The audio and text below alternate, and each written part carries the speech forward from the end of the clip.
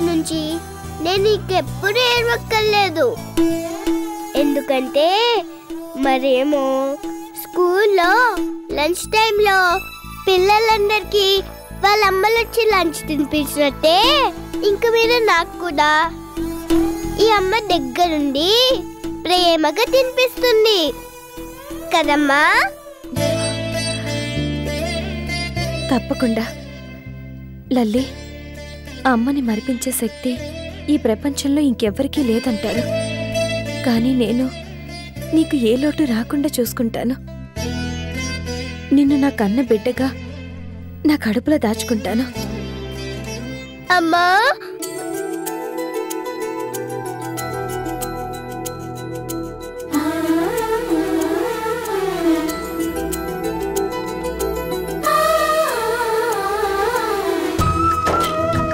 Daddy, ఇప్పుడేమో మీ ఇద్దరు ఒక చేతులు ఒకరు పట్టుకొని నన్ను ఎత్తుకుంటారట. ఏది చేతులు పట్టుకోండి.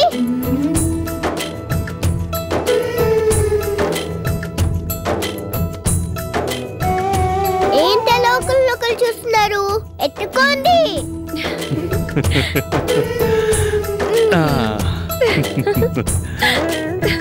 అబ్బబ్బా, ఇలా కదలకుండా ఉంటే ఎలా?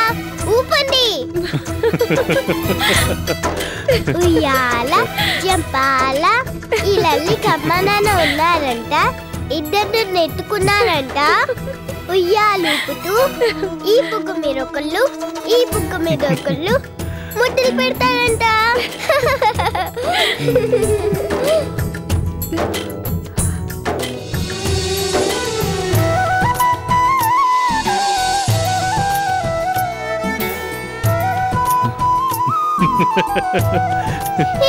భలే భలే భలే భలే భలే భలే భలే.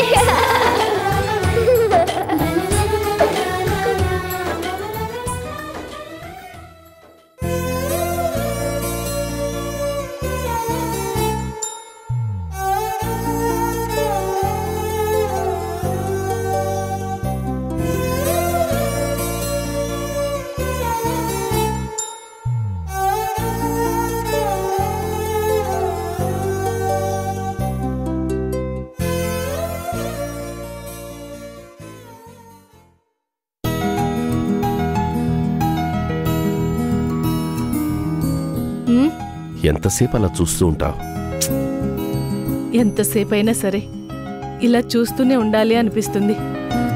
అల్లుడు పక్కనే మన అర్చన ఎంత సంతోషంగా కనిపిస్తుందో చూసారా? అదిగో ఆ కళ్ళల్లో ఆ మెరుపు చూడండి. ఆ కళ్ళలోనే కాదు, ఈ కళ్ళల్లో కూడా కనిపిస్తోంది మెరుపు. చాలండి, బయట పడరు గాని మీకు మాత్రం అర్చనకు పెళ్ళైపోయింది అని సంతోషంగా లేదా ఏంటి? సంతోషం అనే ఒక్క మాట చాలదు రాధా.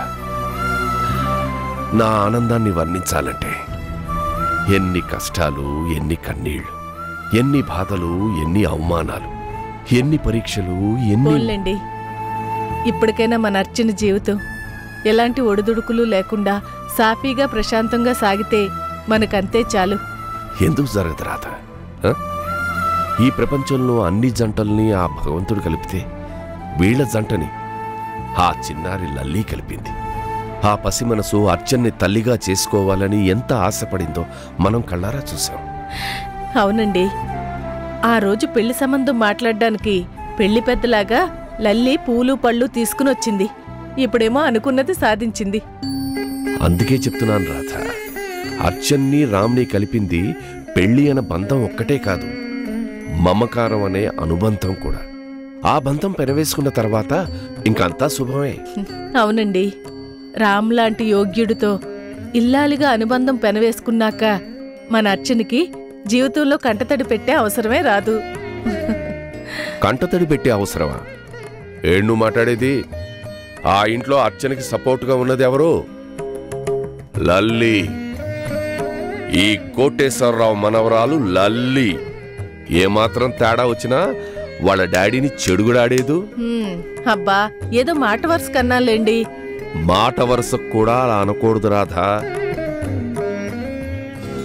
అర్చన రామ్కి ఇల్లాలిగా, లల్లీకి తల్లిగా చాలా హ్యాపీగా ఉంటుంది. తన చిన్న సంసారాన్ని స్వర్గంలా మార్చుకుంటుంది.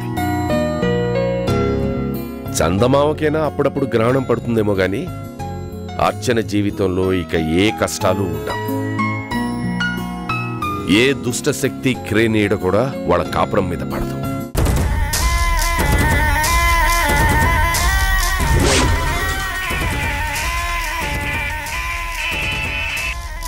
హలో హలో, నువ్వా? పర్వాలేదే. నువ్వా అని అడిగావంటే నేను ఇంకా నీకు గుర్తున్నానన్నమాట. రాజేష్, ఎందుకు ఫోన్ చేశావు? ఇదేం ప్రశ్న సౌందర్య? ఇప్పుడు దూరంగా ఉన్నా ఒకప్పుడు మన ఇద్దరం చాలా క్లోజ్ ఫ్రెండ్స్ కదా. రాజేష్, అప్పుడు నీకు నా అవసరం ఉంది, నాకు నీ అవసరం ఉంది. అంటే ఇప్పుడు ఏదీ లేదన్నమాట. లేదు, నీకు నాకు మధ్య ఇప్పుడు మాట్లాడుకోవడానికి కూడా ఏదీ లేదు. ఫోన్ పెట్టేయ్. తొందరపడక సౌందర్య. ఇప్పుడు నీకు ఫోన్ చేస్తుంది ఎవడో కోన్ కిస్కా గొట్టంగాడు కాదు, రాజేష్. అర్చన విషయంలో నువ్వు చేసిన కుట్ర గురించి A to Z కంప్లీట్గా తెలిసిన ది గ్రేట్ రాజేష్. ఓకే, ఏం కావాలి? That's like a good girl. Oh sorry. ఇప్పుడు నువ్వు గర్ల్ కాదు కదా, పెళ్లి చేసుకుని ఇల్లాలి హోదాలో హ్యాపీగా సెటిల్ అయిపోయిన దానివి కదా. సుత్తి కొట్టొద్దు, సూటిగా పాయింట్లోకి రా. ఓకే. పాయింట్ ఏంటంటే నీకు కావాల్సింది నీకు దొరికింది. అదే కృష్ణను పెళ్లి చేసుకుని హ్యాపీగా సెటిల్ అయిపోయా. మరి నాకు కావాల్సింది ఇంకా నాకు దొరకలేదు. అదే అర్చన. మన అగ్రిమెంట్ ప్రకారం కృష్ణ నీకు దక్కాలి, అర్చన నాకు దక్కాలి. బట్ నీకు కావాల్సింది నీకు దక్కగానే నువ్వు నా గురించి పూర్తిగా మర్చిపోయావు. అదేంటంటారు, చారులో కరివేపాకులా తీసి పారేశావు. వైజాగ్ వదిలి హైదరాబాద్కి జంప్ అయిపోయావు. అందుకే ఈ ఫోన్. నీతో చాలా మాట్లాడాలి, చాలా. రాజేష్, నాది లక్కీ హ్యాండ్, అందుకే నాకు కృష్ణ దక్కాడు. నీది బ్యాడ్ లక్, అందుకే అర్చన నీకు దక్కలేదు. అందుకు నన్నేం చేయమంటావు? ఏంటి సౌందర్య, ఫిలాసఫీ చెప్తున్నావా? కర్మ సిద్ధాంతాన్ని బోధిస్తున్నావా?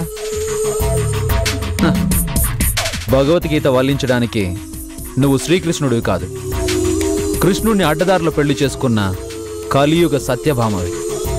ఆ సంగతి మర్చిపోకు. ఓకే, చెప్పు. ఇలా ఫోన్లో కాదు, కూల్గా లీజర్గా డీటెయిల్డ్గా చెప్పాలి. అలా చెప్పాలంటే నువ్వు నేను చెప్పిన చోటుకు రావాలి. నో, నేను రాను. నువ్వు వస్తావు. నేను రానంటున్నాను. నువ్వు వస్తావు అంటున్నాను. ఏంటి, బెదిరిస్తున్నావా? చిచ్చి, బెదిరించడం ఏంటి సౌందర్య? జరగబోయే చెప్తున్నాను. నువ్వు నేను చెప్పిన చోటుకి రాలేదు అనుకో, నేనే డైరెక్ట్గా మీ ఇంటికి వస్తాను. మీ ఇంట్లో అందరి ముందు మాట్లాడుకోవడం కంటే మనిద్దరం ఎక్కడైనా కలుసుకుని మాట్లాడుకుంటే మర్యాదగా ఉంటుంది కదా అని. అఫ్కోర్స్ ఈ సంగతి నేను నీకు చెప్పక్కర్లేదనుకో, నాకంటే నీకే బాగా తెలుసు. ఓకే, ఎప్పుడు, ఎక్కడ? ఊరి చివర రాక్ హిల్స్ దగ్గర, సరిగ్గా సాయంత్రం 5ంటికి. ఒక్క నిమిషం అటైనా, ఒక నిమిషం ఇటైనా ఈ రాజేష్ ఏం చేస్తాడో చెప్పడు, చేసి చూపిస్తాడు. ఓకే? ఓకే.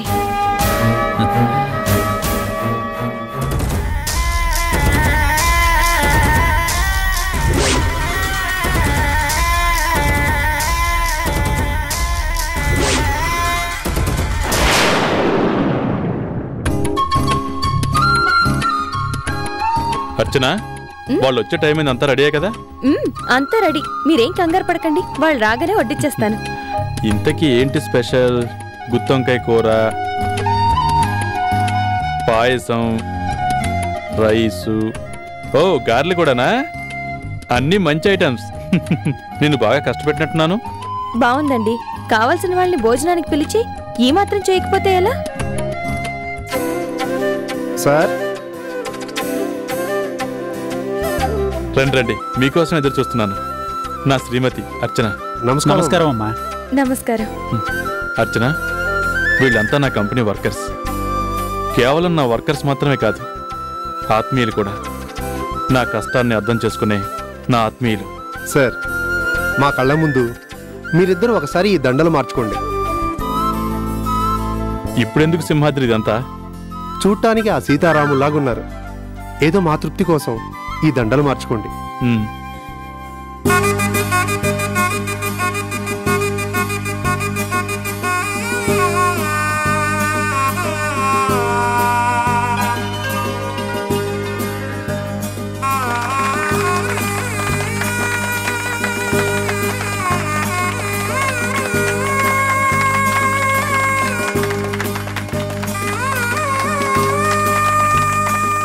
రండి, కూర్చోండి.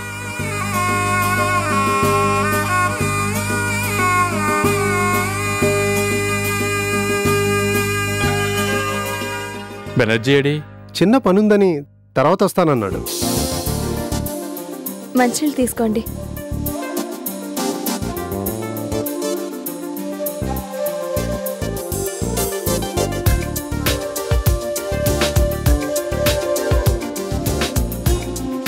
అన్నట్టు పాపే సార్.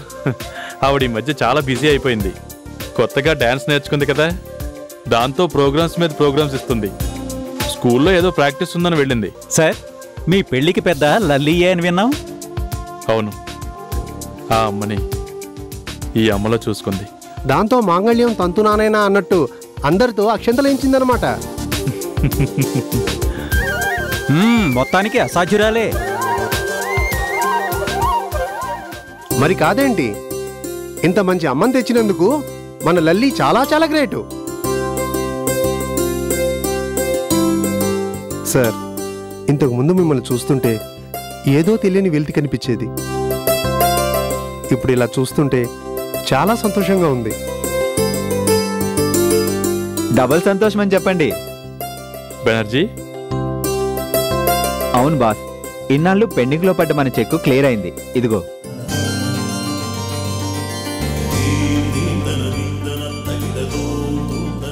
మనం వస్తుందా రాదా అని ఎంతో టెన్షన్తో ఎదురు చూసిన కాంట్రాక్ట్ మనకే వచ్చింది. తీసుకో.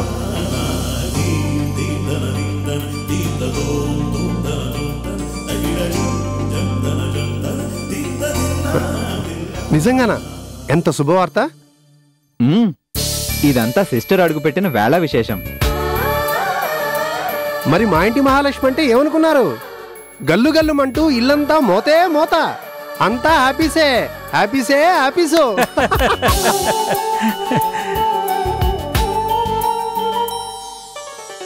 ఏమండి, వడ్డించమంటారా? నీదే ఆలస్యం. సిస్టర్, ఏమేం స్పెషల్ చేశారో అవన్నీ వడ్డించేయండి. అందరం సిగ్గు లేకుండా తినేస్తాం.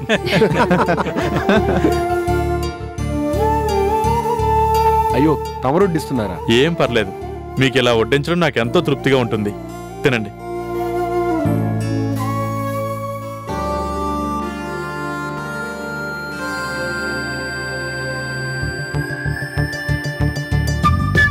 చూసావా బాస్, ఇది నిజమైన సంతోషం అంటే. సిస్టర్ రాగానే మీ ఇంటికి కొత్త కాళ్ళు వచ్చింది. పొగడ్తలు మాని అందరూ కడుపు నిండా తినండి. సిగ్గు లేకుండా తింటామని చెప్పాను కదా సిస్టర్. వడ పాయసం అదుర్స్, ఇంకొంచెం వడ్డించండి. తప్పకుండా.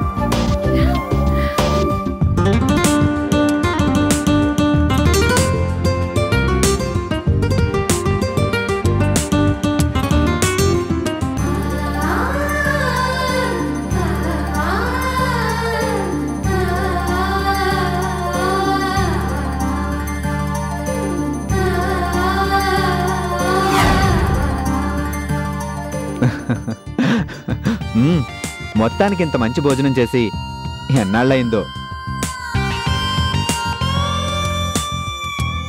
బెనర్జీ, తీసుకో. రామ్, ఏంటిదంతా? మా అందరికి కొత్త బట్ల. చెప్పాను కదా, నాకున్న ఆత్మీయులు మీరే అని. తీసుకో.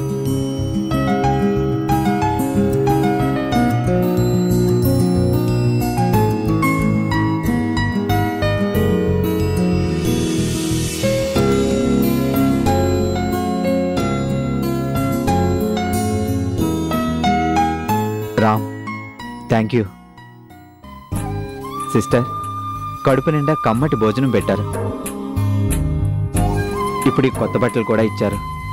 బెనర్జీ, వర్కర్స్ అంటే కేవలం పని చేసేవాళ్లే అనుకునే వాళ్ళని చాలామందిని చూశాను.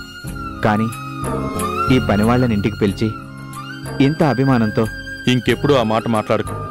ఇవాళ నేను నా కాళ్ళ మీద నిలబడ్డానంటే అందుకు కారణం మీరే.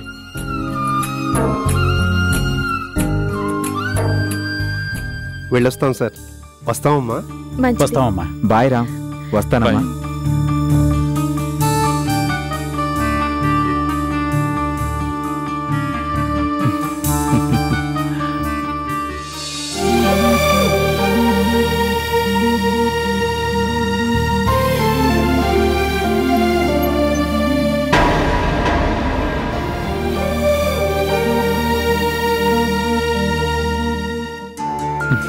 Bye daddy. Bye Lalli. Archana, ఉంటాను. లంచ్ బాక్స్ మర్చిపోకండి. Okay, sure.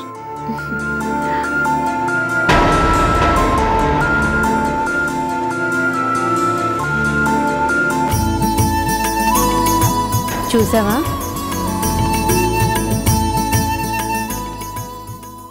ఇప్పుడేమంటావు? ఆ రోజు నా చెవి కోసుకుంటాను అన్నాను, గుర్తుందా? అమ్మో, ఎంత జాన కాకపోతే గుట్టు చప్పుడు కాకుండా పెళ్లి చేసేసుకుంటుంది. ఏం వగలు చూపించిందో. ఆ పిల్ల తండ్రిని బుట్టలో వేసేసుకుంది. తాళి కట్టించుకుని టింగురంగా అంటూ సరాసరి బైక్ మీద ఊరేగుతూ స్కూల్కే వచ్చేసింది. మరి అదే తెలివంటే మా నచ్చన ఇప్పుడు సంసారం పెట్టడానికి ఏవి కొనుక్కోనక్కర్లేదు. Readymade stove, readymade fridge, readymade TV, readymade bed, readymade కూతురు కూడా.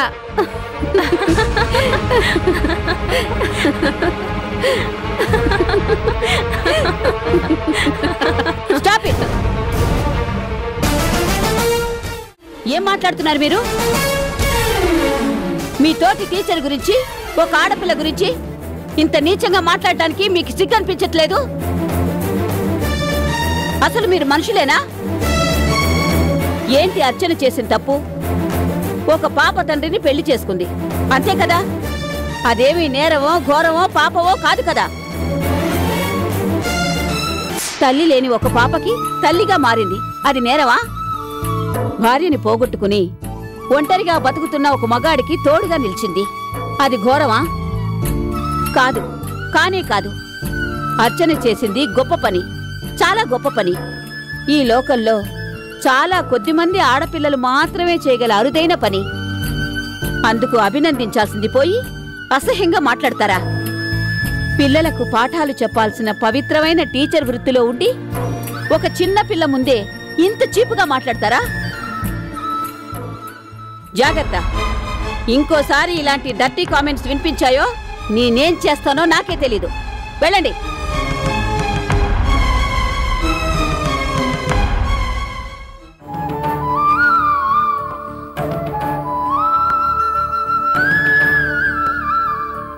సారీ అర్చన, వాళ్ళ తరపున నేను సారీ చెప్తున్నాను. అర్చన, మనం తప్పు చేయనప్పుడు ఎవరేమనుకున్నా భయపడాల్సిన పని లేదమ్మా. నువ్వు చేసిన పనికి ఒక ప్రిన్సిపల్గానే కాదు, ఒక ఆడదానిగా, ఒక తల్లిగా కూడా నిన్ను మనస్ఫూర్తిగా అభినందిస్తున్నానమ్మా. Thank you madam. Thank you madam. My mummy is great.